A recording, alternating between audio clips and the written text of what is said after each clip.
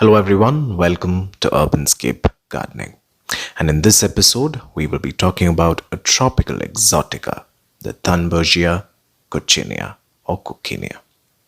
In this episode, I will be talking about this plant that I grew from a cutting. They are commonly called the Scarlet clockvine and is native to tropical regions of Africa. This belongs to the Acanthaceae family to which the Thunbergia grandiflora, Mysoransis, etc. belong. Now, this plant is perhaps called the clockvine because of the pendulous bloom stalks that dangle down and they look stunning when grown on a trellis or a pergola. The Thunbergia has bracts and blooms encompassed within these bracts. At first, the bracts show up with a more pinkish tinge and then they turn crimson red. And the actual blooms have a more lighter shade of red or are almost orange. In warmer climes, they are perennial, and in colder climes, they may act as an annual and may die if your area experiences frost or snow. The flowers have a tendency to hide away from the sun, and they are almost always seen dangling under the shade of these characteristic Thunbergia leaves.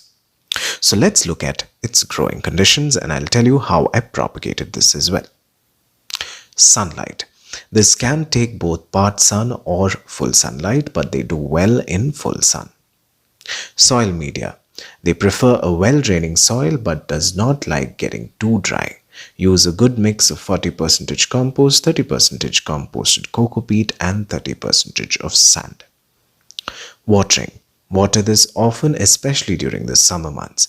Reduce watering during the winter months and don't water if you see the soil is wet the next day. Blooming. This for me and in my city blooms during the colder months when the temperature drops around October to December and Jan.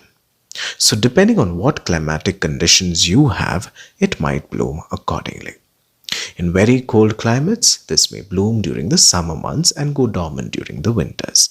Different regions, different grime. Fertilizing. You can add compost from March till July, but to be honest, I have never added anything after I reported this, and this is doing just great. Toxicity. They are generally considered non-toxic. Pruning. Since this is a climber, it is better you avoid pruning this. Pests and diseases. I've seen some green bugs latch onto this, and I've also seen some mealybugs and scale insects like these. But otherwise, I don't see this too affected by pests or diseases as long as you take care of its watering and sunlight needs.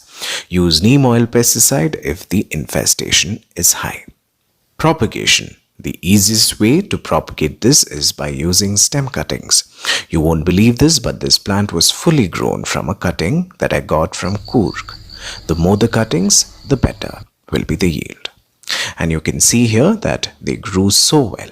The cuttings were procured in 2022 and I got this established well by mid-2023. I reported this in June 2023. So you have to take a good strong cutting that is a little old and not too new. The cutting must have ample leaves and leaf nodes. Cut just below the node that you want immersed in the soil and remove some of the leaves but not all. You can also cut the leaves like this to reduce water loss.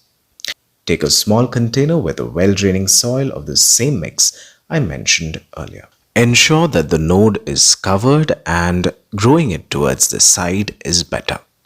Ensure that the trailing portion of the cutting dangles out of the pot to avoid rotting. Water this every day and keep it under good east sunlight exposure. If you see new leaves in a month or two, it means that you have a nicely rooted plant.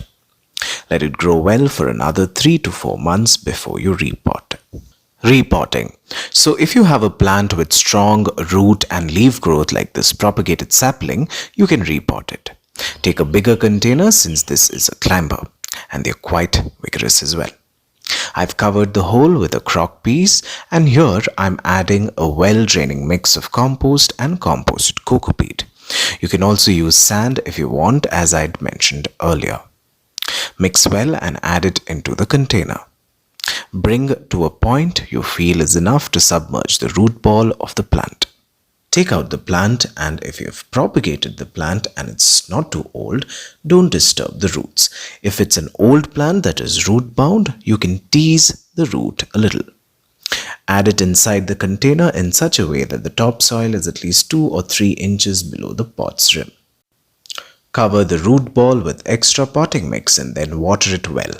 And place it in a place where the roots get some shade, and then use a trellis to help it climb.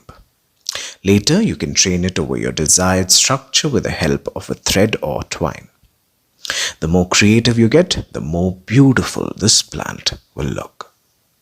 So folks, if you are lucky enough to get this dazzling dangler, look after it well and it will not disappoint you in putting up a show when the time is right. And with this, we've come to the end of yet another episode of Urbanscape Gardening, and I really hope you enjoyed this particular program. Additionally, you can follow me on Instagram and Facebook. The links are given below.